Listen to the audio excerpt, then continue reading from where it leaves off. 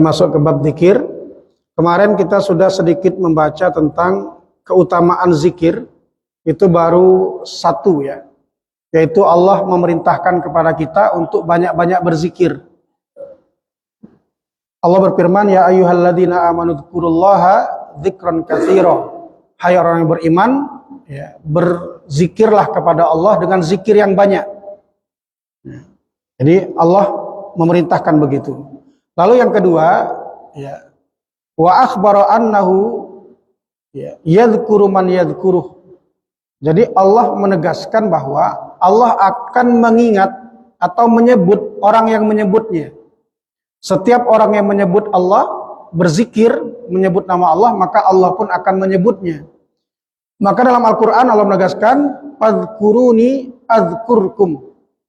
Maka kata Allah, ingatlah aku, ya, aku akan mengingat kalian. Sebutlah aku akan menyebut kalian. Hal ini dikuatkan oleh sebuah hadis qudsi yang diriwayatkan oleh Imam Bukhari dan Imam Muslim. Ya, Allah berfirman dalam hadis qudsi ini, ana inda zanni abdi bi. Kata Allah, ana inda zanni abdi bi. Aku, kata Allah, sesuai dengan prasangka hambaku. Allah yang menegaskan bahwa Allah sesuai dengan prasangka hambanya. Apa yang dimaksud aku sesuai dengan prasangka hambaku? Said Sabiq menjelaskannya di sini. Inna zanna anna Allah yaqbal du'a wa huwa yad'u qablah. Misal kata Said Sabiq, orang berdoa nih. Kalau dia ketika berdoa itu mengira bahwa Allah akan mengabulkannya, maka Allah akan mengabulkannya. Jadi ketika kita berdoa, disebut kita berprasangka kepada Allah itu dengan prasangka yang baik, ya, maka Allah menegaskan, aku ini sesuai prasangka hambaku. Kalau prasangkanya seperti apa, seperti itu yang akan diwujudkan. Maka ketika seorang berdoa, kalau dia berprasangka Allah akan mengabulkan doanya, insya Allah doanya dikabulkan. Tapi kalau dia ragu, bahkan dia berpikir, ya Allah tidak akan mengabulkan doaku ini, gitu, maka Allah juga sesuai dengan prasangka hambanya. Bahkan kata Said Sabiq juga, man istaghfara wa zanna Allah yaghfirullah, ya, wa hakadha. Siapa yang beristighfar, minta ampun kepada Allah, lalu dia berprasangka bahwa Allah akan mengampuninya, maka Allah akan mengampuninya. Gitu. Dia disebut dengan aku, kata Allah, sesuai dengan prasangka hambaku. Dan seterusnya, ya, kasus-kasus lain. Ya, maka penting sekali untuk berprasangka baik kepada Allah Subhanahu wa taala. Maka Rasulullah SAW mengatakan, la yamutanna ahadukum illa wa huwa yuhsinuz zanni billah. Kata Rasulullah SAW, janganlah salah seorang di antara kalian mati kecuali dalam kondisi, ya, berprasangka baik kepada Allah Subhanahu wa taala. Janganlah kalian mati kecuali kalian dalam kondisi berprasangka baik kepada Allah SWT. Ini menunjukkan bahwa Rasul memerintahkan kita sepanjang hidup kita itu harus berprasangka baik kepada Allah SWT. Makanya Allah ikrarkan, aku sesuai dengan prasangka hambaku. Wa ana ma'ahu hina yadhkuruni. Kata Allah, aku akan bersamanya, ya, selagi dia menyebutku, mengingatku. Aku akan bersamanya selagi hambaku itu menyebutku. Fa'in dzakarani fi nafsihi dzakartuhu fi nafsi. Kalau hambaku itu menyebutku di dalam dirinya, maka aku akan menyebut dirinya, ya, menyebut hamba itu di dalam diriku. Ya. Wa in dzakarani fi mala'in dzakartuhu fi mala'in khair minhu. Dan kalau hamba itu menyebutku di tengah-tengah sekumpulan orang, maka aku pun akan menyebutkan diri hambaku itu di hadapan sekumpulan yang jauh lebih baik daripada kumpulan yang disebut hambaku itu. Jadi misalnya kita nih sekarang lagi menyebut nama Allah nih. Ya, nanti kan kategori majlis zikir itu salah satunya adalah majlis ilmu. Sekarang ini, nah, kita menyebut nama Allah ini, kita terkategori sedang menyebut nama Allah, sedang berzikir. Baik yang ngomong maupun yang mendengarkan ini dalam kondisi berzikir. Nah, ini kita menyebut nama Allah di hadapan banyak orang nih. Maka Allah pun akan menyebut kita di hadapan kelompok yang jauh lebih baik dari kelompok kita ini. Di hadapan siapa? Di hadapan para malaikat. Maka sekarang nama-nama kita ini Bapak Ibu sedang disebut oleh Allah di hadapan para malaikat. Ya. Disebut satu persatu. Ya, satu persatu. Disebut dengan bangga oleh Allah ya, di hadapan para malaikat. Kemudian disebutkan wa in iktaraba ilayya shibran taqarrabtu ilaihi dira'an wa in iktaraba ilayya dira'an iktarabtu ilaihi ba'an. Ya. Dan jika dia mendekat kepadaku, seorang hamba itu mendekat kepadaku sejengkal, maka aku akan mendekat kepadanya sehasta. Kalau dia mendekat kepadaku sehasta, maka aku akan mendekat kepadanya sedepa. Ya, wa in atani yamshi ataituhu harwalatan. Kalau dia datang kepadaku dengan berjalan, maka aku akan datang kepadanya dengan berjalan cepat. Jadi Allah ingin menunjukkan betapa zikir ini keutamaan luar biasa.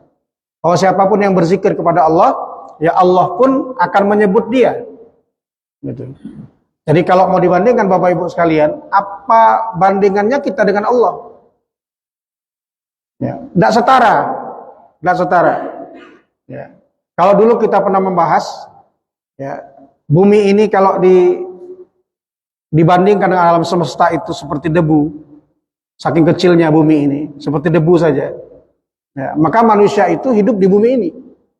Kalau dibandingkan alam semesta, ini baru alam semesta, belum dibandingkan dengan Allah Subhanahu Wa Taala.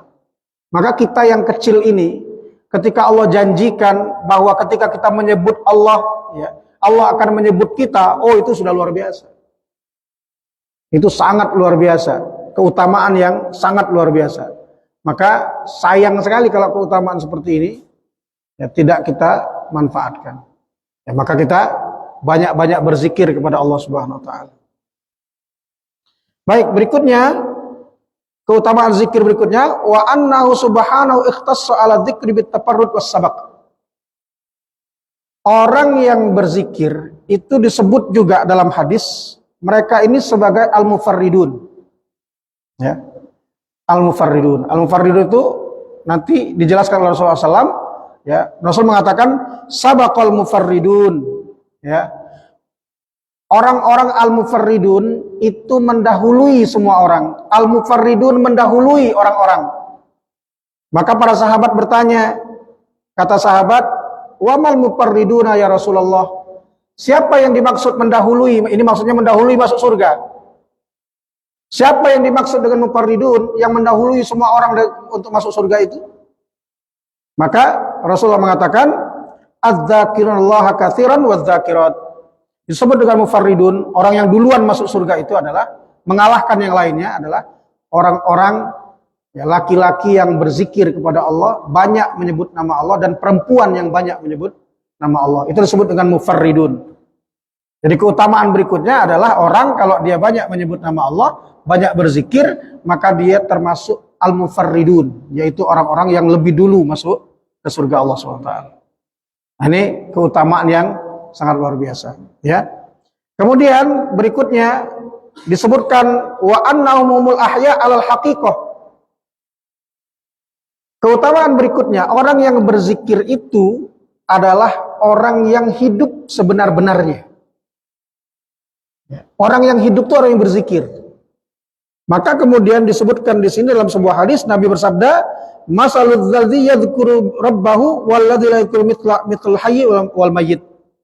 Rawahul Bukhari. Hadis riwayat Bukhari, Rasul mengatakan, ya perumpamaan orang yang berzikir dan orang yang tidak berzikir itu seperti orang yang hidup dan orang yang mati. Maka hakikatnya di hadapan Allah, yang hidup tuh cuma yang berzikir. Orang yang tidak berzikir hakikatnya sudah mati.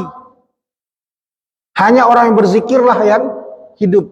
Orang yang menyebut nama Allah lah yang pada hakikatnya betul-betul masih hidup gitu. Selebihnya mayit. Mayit yang berjalan. Ya. Selebihnya adalah mayit yang berjalan.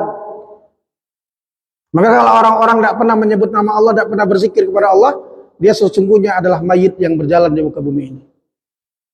Dia udah mati sebenarnya. Sampai dia mengingat dan berzikir kepada Allah, maka dia kemudian baru disebut orang yang hidup. Maka na'udzubillah, jangan sampai kita ini terhitung sudah mati bahkan sebelum jasad kita mati. Alhamdulillah. Nah, maka kita mulai nih ngatur strategi nih kalau sudah dapat yang begini nih, ya, baik yang ngomong maupun yang mendengarkan tuh kalau sudah dapat yang begini, ini kan dari Rasul nih, ini kalau Allah kalau Rasul, ini perkataan Allah perkataan Rasul. Nah mulailah kita ngatur strategi, gitu. Agar jangan kita ini ya, hidup tapi dianggap mati oleh Allah SWT. Ya, maka kita mengatur strategi. Nah, mulai ngatur strategi, ya, zikirnya itu seperti apa. Udah berapa banyak zikir kita setiap hari, mulai ditingkatkan, mulai dinaikkan, dan seterusnya. Nah, kita ngatur strategi. Berikutnya yang keempat, wadzikru ra'sul a'malis sholihah. Zikir itu adalah kepalanya, kepala amal solih. Kepala amal solih itu adalah zikir. Ya. Kenapa begitu? Ya. Man waffaqalahu faqad a'ta mansurul walayah. Wa hadza kana Rasulullah sallallahu alaihi wasallam yadhkurullah ala kulli ahyanihi wa yusir rajul alladzi qala lahu. Ya. Dan siapa yang diberikan taufik untuk berzikir, maka dia betul-betul sudah mendapatkan anugerah yang luar biasa. Oleh karena itu Rasulullah SAW itu tidak pernah berhenti berzikir di semua kondisi hidupnya. Semua kondisi hidupnya Rasulullah tidak pernah berhenti berzikir. Maka ketika ada seorang laki-laki mendatangi Rasulullah SAW dan bertanya, ya Rasulullah, inna syara'al Islam, ya, qad kathurat alayya, wahai Rasul, syariat Islam itu sudah banyak sekali bagiku. Syariat sudah banyak, ada sholatnya banyak macam-macamnya, ya, dan semuanya lah, sedekah, puasa, syariat Islam ini banyak sekali ya Rasulullah, dan itu berat bagiku karena saking banyaknya. Nah, ini orang yang luar biasa, ya. Lalu dia bertanya, Fa akhbirni bisyai'in atasabbat bihi. Ya Rasulullah, beritahukan kepadaku ya satu dari syariat Islam ini yang aku harus berpegang teguh kepadanya. Berpegang teguh kepadanya. Tunjukkan kepadaku. Fayaqulu lahu, maka Rasul berkata, la yazalu fuqarataban min dzikrillah. Kata Rasul, apa yang harus kamu pegang terus syariat Islami? Yang paling penting untuk kamu pegang terus, la yazalu fuqarataban min dzikrillah. Hendaknya mulutmu ini tidak pernah kering dari menyebut nama Allah Subhanahu wa taala. Itulah syariat yang harus dipegang. Ya. Wa yaqulu ashabihi, Nabi juga pernah bersabda kepada sahabat-sahabatnya, ala unabbiukum bi khairin a'malikum wa azkaha. Maukah kalian wahai para sahabatku, aku tunjukkan kepada kalian amalan yang paling baik dan amalan yang paling suci. Ya, inda malikikum, di hadapan raja kalian yaitu Allah.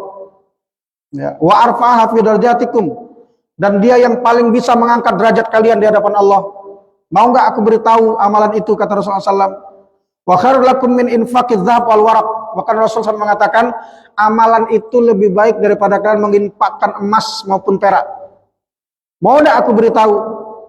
Ya. Wa khairul lakum min antulqu aduwakum. Bahkan ya, amalan ini lebih baik daripada kalian bertemu dengan musuh kalian. Ya, berperang maksudnya. Bertemu dengan musuh-musuh Islam. Fatadribu a'naqahum. Kalian memukul, menebas leher mereka. Wa yadribu a'naqakum. Kalian pun menebas leher kalian, mereka pun menebas leher kalian.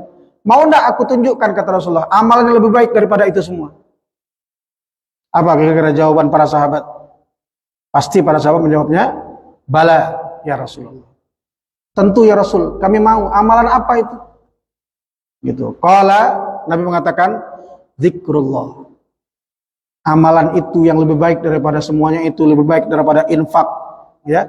Lebih baik daripada semuanya, yang lebih mensucikan, mengangkat derajat kalian, ya. Lebih baik daripada berinfak emas, lebih baik dari engkau berperang di jalan Allah. Apa itu? Zikir, zikrullah. Ya, inilah amalan terbaik, kata Rasulullah SAW. Rawahu Tirmizi wa Ahmad wal Hakim wa qala sahih isnad. Ini diriwayatkan oleh Imam Tirmizi, Imam Ahmad, Imam Hakim, dan ini sanadnya sahih. Maksud hadis ini bukan maksudnya kemudian ya kita tidak perlu sholat, kita tidak penting sholat, bukan itu maksudnya. Ya, kita berarti tidak perlu berinfak, bukan itu maksudnya. Jadi maksud kenapa dia disebut Ra'sul A'mal fil Islam, orang itu kalau berzikir dengan benar, itu otomatis tidak akan meninggalkan kewajibannya kepada Allah SWT. Kalau dia berzikir dengan benar, itu hatinya bersih, hatinya suci, dunianya hilang di hatinya, maka berinfak pun baginya ringan. Ya. Kenapa berinfak itu berat? Karena hatinya dipenuhi oleh hartanya, sehingga dia khawatir ya, kalau harta itu habis. Gitu. Itu yang membuatnya tidak berinfak. Maka Allah mengatakan wa may yuqa syuhha nafsihi fa ulaika humul muflihun. Siapa yang Allah lindungi ya, dari kepelitan dirinya, pelitnya dirinya, maka dia termasuk orang beruntung. Nah, itu semuanya bermuara di hati. Jadi kalau zikirnya benar, maka dia tidak mungkin meninggalkan sholat. Karena hatinya bersih, tidak akan mau dia melanggar perintah Allah. Kalau zikirnya benar, hatinya akan bersih, maka tidak mungkin dia mau bermaksiat kepada Allah. Ya, apakah masuk akal orang yang berzikir terus kemudian dia bermaksiat kepada Allah? Sedangkan di otaknya Allah, Allah, Allah, di hatinya Allah, Allah, Allah, tapi kemudian bermaksiat, tidak akan mungkin. Ketika bermaksiat itu yang diucapkan Allah, Allah, Allah. Karena orang yang bermaksiat biasanya dia dalam kondisi lalai. Karena orang yang berzikir itu tidak lalai. Maka semakin banyak dia zikir, ya semua anggota tubuhnya ini, akalnya, hatinya menyebut nama Allah otomatis. Ya, kalau bapak-bapak pernah masuk ke WC, lalu pas nak ngambil gayung, gayungnya campak, jatuh gayungnya, otomatis nyebut Astagfirullahaladzim. Atau pas jatuh, Allahu Akbar. Padahal di WC. Pas ingat di WC, Astagfirullahaladzim, nambah lagi. Karena sudah otomatis otak dan hatinya itu selalu menyebut nama Allah. Maka begitu juga ketika mau bermaksiat, karena otak dan hatinya sudah menyebut nama Allah terus, maka ketika bermaksiat, mustahil dia bermaksiat dalam kondisi mengingat Allah. Tidak akan mau dia bermaksiat dalam kondisi mengingat Allah Subhanahu Wa Taala. Gitu. Karena orang bermaksiat pasti dalam kondisi tidak mengingat Allah Subhanahu Wa Taala. Ya, meskipun tetap ada dua kemungkinan. Satu, dia tidak bisa bermaksiat karena dia sering berzikir. Dua, bisa jadi karena sudah dikuasai hawa nafsunya. Sengaja ketika bermaksiat berusaha melupakan Allah SWT. Ada nggak? Ada. Ya sengaja melupakan Allah ketika bermaksiat itu. Nah ini betapa dahsyatnya. Maka ketika zikir ini sudah banyak dia lakukan, maka tentu ya sekali lagi ya dia hatinya bersih. Kalau hatinya bersih sudah itu aman. Ya, semuanya aman. Kalau hatinya bersih tidak akan ada penyakit hati. Orang yang berzikir banyak itu nggak akan ada penyakit hati. Tidak akan bisa bercokol lama-lama penyakit hati itu dalam hatinya kalau dia banyak berzikir. Ya. Apa penyakit hati? Ujub, merasa diri lebih baik daripada orang lain. Gitu. Hasad, dengki, ya, kiber, sombong, ya. Banyak penyakit-penyakit hati itu. Nah dengan zikir itu hilang, hatinya bersih, insya Allah. Berikutnya yang keenam, ya berikutnya keutamaan zikir berikutnya, wa annahu sabilun najah. Zikir itu jalan keselamatan. Jadi zikir itu adalah jalan keselamatan bagi seorang hamba. Maka dari Mu'adz bin Jabal radhiyallahu anhu bahwa Nabi SAW bersabda, ma amila adamiyun amalan qattun anjalahu min adabillah min dzikrillahi azza wajal. Rawahu Ahmad. Rasul mengatakan, tidak ada satupun perbuatan anak Adam yang paling mampu untuk menyelamatkannya dari azab Allah selain zikir menyebut nama Allah SWT. Jadi itulah yang paling mampu menyelamatkan kita dari azab Allah. Ya. Itu yang paling mampu menyelamatkan kita dari azab Allah. Maka ya, hati yang banyak menyebut nama Allah, Bahkan neraka pun tidak mampu dan tidak mau membakarnya. Tidak mampu dan tidak mau membakarnya. Maka dengan zikir ini, inilah jalan keselamatan. Keselamatan dari apa? Keselamatan dari azab Allah. Karena takaran berhasil atau tidaknya orang hidup di dunia ini, nanti di akhirat takarannya. Apa takarannya? Apakah dia selamat dari azab Allah ataukah tidak? Orang yang selamat dari azab Allah artinya adalah orang yang selamat dari azab Allah itu adalah orang yang kemudian masuk dalam surga Allah SWT. Itulah takarannya. Bapak Ibu sekalian, ya, kalau membayangkan sudah sampai di barzakh, ya, lalu kemudian kita nanti dibangkitkan, ya, dari alam kubur kita, nanti kita dibangkitkan semua di barzakh kita. Ya, kalau Utsman bin Affan itu ketika diceritakan kepadanya dahsyatnya neraka, dia nggak nangis. Kalau diceritakan kepadanya betapa indahnya surga, dia pun nggak nangis. Tapi ketika diceritakan tentang azab kubur, Utsman menangis. Kenapa Utsman menangis? Ditanya oleh sahabatnya, ya Utsman, kenapa? Utsman bin Affan, ya Utsman, kenapa kalau diceritakan dahsyatnya neraka engkau tidak nangis? Diceritakan dahsyatnya betapa nikmatnya surga juga nggak nangis. Tapi ketika diceritakan kepadamu tentang betapa beratnya azab kubur, kau menangis.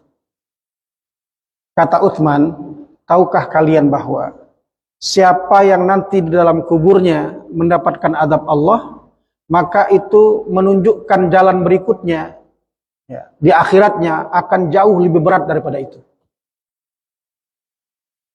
Tapi siapa yang di kuburnya mendapatkan nikmat kubur, tidak diazab oleh Allah, maka menandakan jalan berikutnya lebih mudah. Nah, itu yang membuat dia menangis. Jadi kuncinya di sini nih. Nah, orang yang biasa menyebut nama Allah, aman lah. Ya, dia mengenal Allah, dia tahu Allah, hatinya bersih. Ketika ditanya malaikat, man rabbuka? Rabbi Allah, mudah dia menjawabnya. Tapi kalau tidak, berat. Itu baru di kuburnya. Nanti kita akan dibangkitkan. Dibangkitkan di mana? Dibangkitkan berikutnya. Semua kubur-kubur terbuka, bangkit ini manusia semuanya. Dalam kondisi haus. Kehausan semua manusia hari itu. Kita kehausan semua, termasuk orang beriman kehausan. Semuanya kehausan. Lalu mencari-cari di mana tempat minum. Di padang mahsyar itu. Bapak Ibu sekalian, dalam sebuah riwayat disebutkan, padang mahsyar itu lamanya sekitar 50.000 tahun.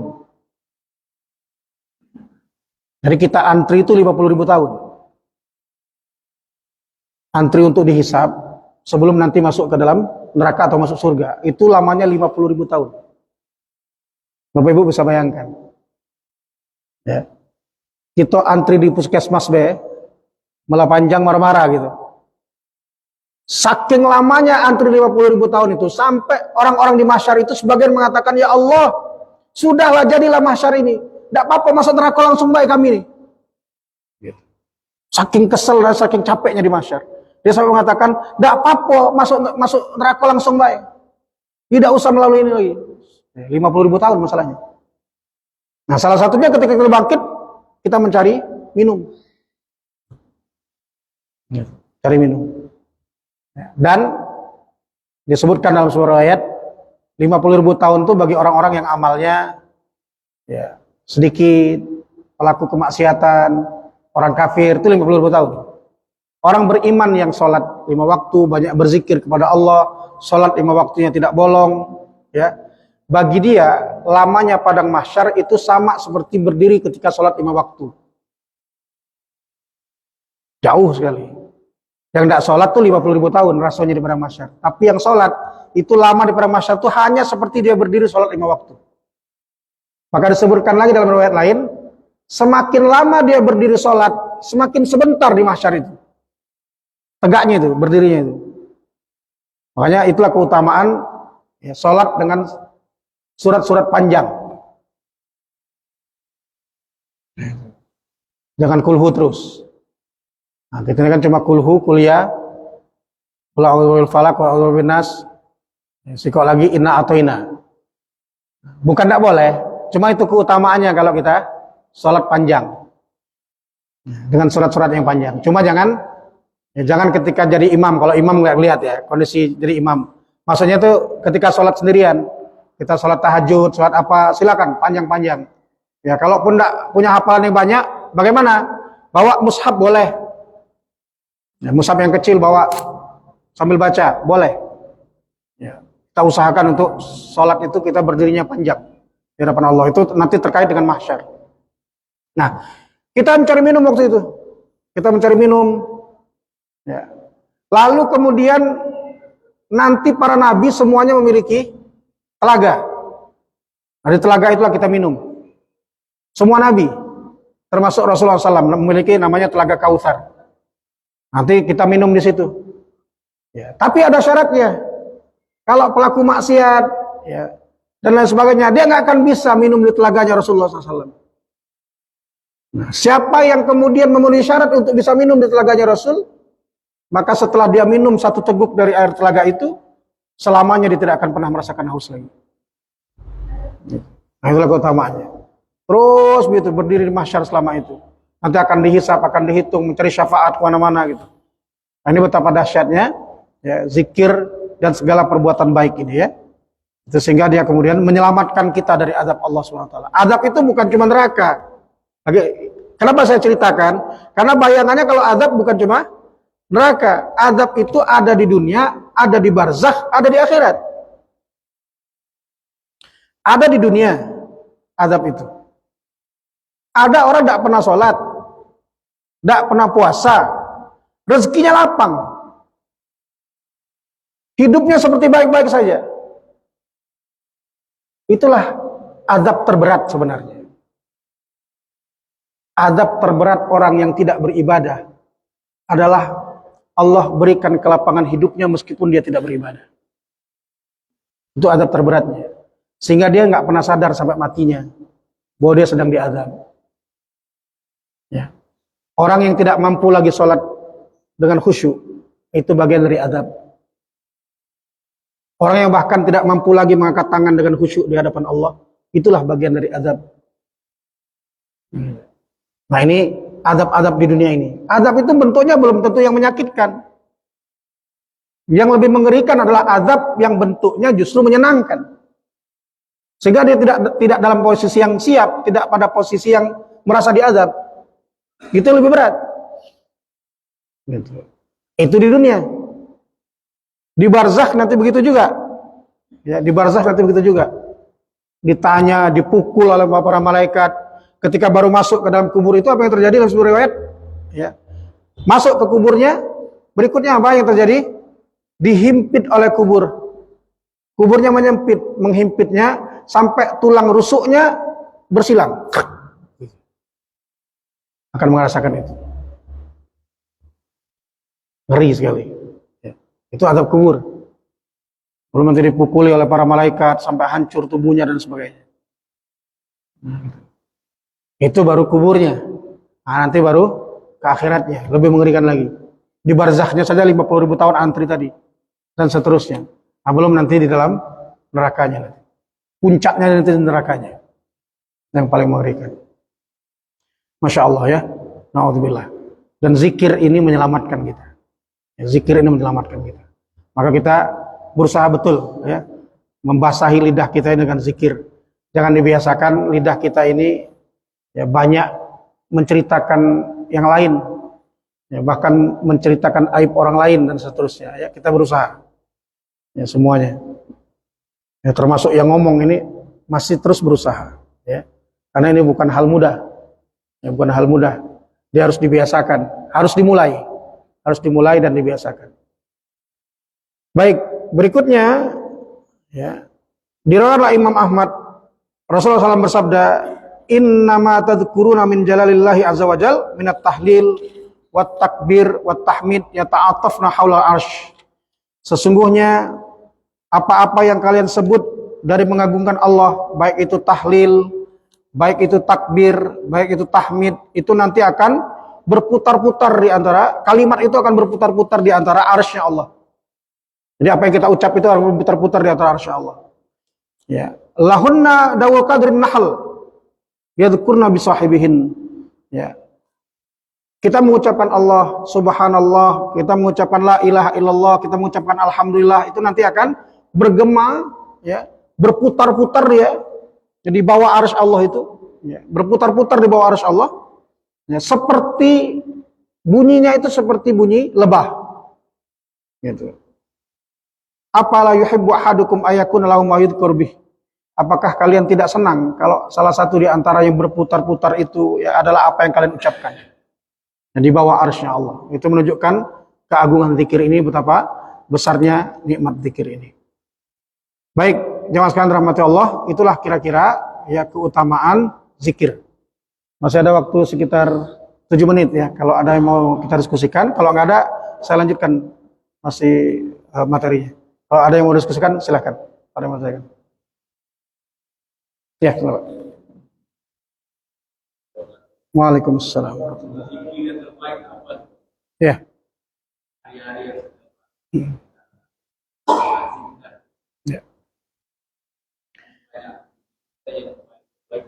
Ya.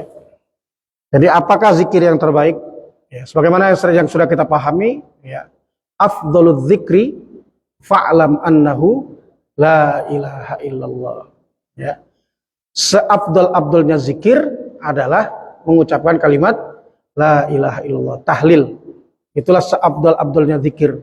Maka Rasulullah juga mengatakan jaddidu imanakum. Ya, perbaharulah iman kalian. Kaifa nujaddid imanana? Ya, bagaimana kami memperbaharui iman kami ya Rasulullah, kata para sahabat, ya. Aktsiru biqauli la ilaha illallah. Perbanyaklah mengucapkan kalimat la ilaha illallah. Jadi ini yang terbaik. Ya tentu yang lain punya keutamaan semua. Tapi inilah pondasi hidup kita. Kita hidup dengan itu dan mati dengan itu. Ya, karena kadang-kadang kita juga lalai dengan kalimat ini. Nah, satu lagi yang paling penting, ya pahami makna kalimat la ilaha illallah. Ya, kalau dipahami lebih nikmat zikirnya. Ya, pahami apa makna la ilaha illallah sehingga ya Abu Thalib tidak mau menyebutnya. Gitu. Sehingga Abu Jahal takut dengan kalimat ini. Gitu. Kenapa? Gitu. Karena setiap kalimat la ilaha illallah itu punya konsekuensi, punya makna. La ilaha itu maknanya banyak. Gitu. La ilaha itu maknanya banyak. Ilah itu bisa berarti pencipta, sembahan kita, tempat kita meminta, ya tempat apa yang membuat hukum dan seterusnya, ilah itu. Sehingga ketika orang sudah mengatakan kalimat la ilaha illallah, konsekuensi dalam kehidupannya, maka dia betul-betul harus kembali kepada Allah terus. Ada masalah Allah, gitu. Menghadapi sesuatu Allah, semuanya Allah terus konsekuensinya. Dan dia tunduk semuanya kepada Allah SWT. Semua hidupnya sepenuhnya ditundukkan kepada Allah. Maka kalimat ini punya konsekuensi. Maka dalam kondisi apapun, ya kalimat ini relevan. Ya kalau kita dalam kondisi berat hidupnya, maka mengucapkan kalimat la ilaha illallah. Lagi senang ada kalimat la ilaha illallah. Itu untuk menunjukkan bahwa kesenangan kita juga bukan hasil kerja kita, tapi Allah juga yang memberikannya. Lagi bokek juga la ilaha illallah. Karena bokek kita itu yang ngatur siapa? Siapa yang mengatur bokek? Allah. Allah semua yang ngatur itu. Gitu. Kalau dikembalikan semuanya kepada Allah, semuanya nikmat. Ya. Misalnya mudahnya begini Pak. Ibu-ibu misalnya. Ibu-ibu merasa ketika dalam kondisi suci itu dekat dengan Allah. Karena bisa ibadah, bisa sholat dan lain sebagainya kan. Tapi ketika tidak suci, setiap bulan itu, merasa nggak bisa dekat dengan Allah. Berarti ada problem itu. Apa problemnya? Ya. Yang harus dilihat itu adalah satu, ketika suci siapa yang memerintahkan sholat? Allah. Ketika tidak suci, siapa yang memerintahkan tidak sholat? Allah. Jadi seharusnya, ya apapun kondisinya, tetap merasa dekat dengan Allah, karena kita sedang melaksanakan perintah Allah SWT. Nah, begitu juga kita bapak-bapak, ya apapun yang terjadi, Ya, itulah ilaha illallah. Ya, la ilaha illallah itu yang membuat kita merasa nyaman. Lagi pening di rumah, bini marah, duit tak kati. La ilaha illallah. Ya. Jadi pecah kerigawi, la ilaha illallah. Pokoknya ke Allah sudah. Ya. Di sisi yang lain kita disebut sholawat. Gimana Ya. cara pembagian itu? Satu, jangan membenturkan antara dua hal yang tidak berbenturan. Jadi sholawat dengan la ilaha illallah itu bukan sesuatu yang bertentangan. Itu dulu yang harus kita pahami. Karena selama ini pertanyaan ini seolah-olah membenturkan antara la ilaha illallah dengan sholawat kepada Rasulullah SAW. Jadi yang harus dipahami dulu di otak kita, itu tidak berbenturan. Itu tidak berbenturan. Karena orang bersolawat pun juga menyebut nama Allah. Nah, itu dulu yang pertama. Nah, tinggal yang mana diprioritaskan. Nah, seharusnya juga tidak bicara prioritas. Tapi kedua-duanya dilakukan. Nah, kedua-duanya dilakukan. Kalau mau bicara prioritas antara la ilaha illallah dengan sholawat, ya tentu la ilaha illallah. Gitu. Tentu la ilaha illallah. Kalau bicara prioritas, tapi tidak penting untuk membenturkan keduanya. Ya, tidak penting membenturkan keduanya. Ada yang mengatakan aku selawat terus, aku tidak pernah yang lain. Seolah-olah yang lain tidak penting. Nah, jangan dibenturkan. Ya. Kalau bisa bersolawat 100 kali, la ilaha illallah 100 kali, bagus. Kalau la ilaha illallah bisa 200 kali, selawatnya 100 kali, bagus. Gitu. Bukan hal yang perlu dibenturkan. Nah, itu jadi kadang-kadang itu yang saya juga dapatkan. Gitu. Nanti soal ada bahkan mengatakan bahwa solawat itulah yang paling utama. Gitu. Sehingga yang lain tidak perlu, yang penting solawat. Gitu. Karena solawat itu, ya, kita ikhlas maupun tidak ikhlas, itu sampai kepada Rasulullah SAW. Begitu kan? Benar. Ya. Kita ikhlas maupun tidak ikhlas itu, solawat itu sampai kepada Rasulullah SAW. Sampai, tapi belum tentu diterima dan belum tentu berpahala. Tapi sampai. Gitu. Artinya memang semuanya ya setara saja. Hati-hati dengan membenturkan kalimat-kalimat zikir ini. Termasuk bersolawat ada keutamaannya. La ilaha illallah tentu ada keutamaannya. Yang lain juga la haula wala quwata illa billah kanzun min kunuzil jannah. Gitu. Juga dia adalah kanzun min kunuzil jannah dan seterusnya. Dan artinya memang paradigmanya harus dirubah. Karena majelis solawat biasanya mendahulukan solawat. Ya, mendahulukan solawat. Ya, dan merasa solawat ini yang paling afdol. Padahal setiap kalimat-kalimat itu memiliki keutamaannya. Kalaupun terpaksa dibenturkan, harus dibenturkan nian, nak dibandingkan nian, ya tentu yang paling utama adalah kalimat la ilaha illallah. Tidak ada yang lebih utama dari kalimat itu. Kalau memang mau dibenturkan. Tapi sebaiknya jangan dibenturkan. Ya, sudah? Waalaikumsalam.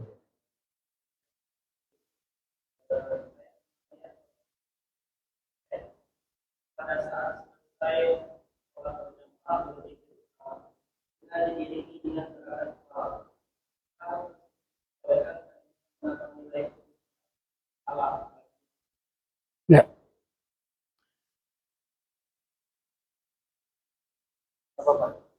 Lagi ya, jawab ya. Apakah menggerakkan tubuh itu termasuk hal yang utama atau dibolehkan? Ya. Satu, bagi para ulama-ulama tasawuf, ya, ulama-ulama akhlak, sebenarnya gerak tubuh itu juga bagian dari zikir menurut mereka. Ya, satu. Yang kedua, itu untuk ya menghilangkan rasa lelah, rasa ngantuk dan lain sebagainya dari berzikir yang banyak itu. Sehingga dia perlu bergerak tubuhnya. Nah, ini menurut sebagian ulama tasawuf, ya. Jadi, maka ini dilakukan agar zikirnya lebih terjaga dari rasa lelah dan lain sebagainya dengan itu tadi. Sehingga semua tubuhnya ikut berzikir. Dalam kerangka tertentu, ya, tidak berlebihan sampai melompat-lompat, sampai berguling-guling, sampai muter-muter. Nah, ini sebagian ulama membolehkan. Gitu. Tapi dalam kapasitas tertentu ya. Tapi kalau sudah sampai ya, muter-muter bareng, nah itu sudah berlebihan. Jadi dari dalam kapasitas tertentu itu dibolehkan. Nah, meskipun juga tidak tidak menutup perbedaan pendapat di situ. Sebagian ulama tidak membolehkannya. Gitu. Maka berzikirlah dengan tenang. Ya, tidak usah bergerak-gerak, apalagi gerak-gerak itu mengganggu orang di sekitarnya. Itu memang terjadi perbedaan pendapat. Ya, artinya di kalangan para ulama pun itu terjadi perbedaan pendapat. Mau milih yang mana? Ya silahkan mana milih. Kalau kita punya kemampuan untuk menganalisa dalil, maka kita pilih yang menurut kita dalilnya lebih kuat. Tapi kalau kita tidak punya kemampuan, kita nggak tahu mana hadis sahih, bagaimana mengetahui hadis sahih, hadis yang tidak sahih, mana dalil yang benar, bagaimana cara menyimpulkan dalil, kita nggak punya kemampuan itu, ikutilah salah satu di antara para ulama itu. Kalau punya kemampuan, bandingkan dan ambil mana yang menurut kita lebih kuat. Gitu. Saya kira begitu, ya, sudah habis waktunya. Assalamualaikum warahmatullahi wabarakatuh. Baik, Bapak Ibu sekalian, demikian kajian kita menutup dengan doa bersama majelis. Subhanallah.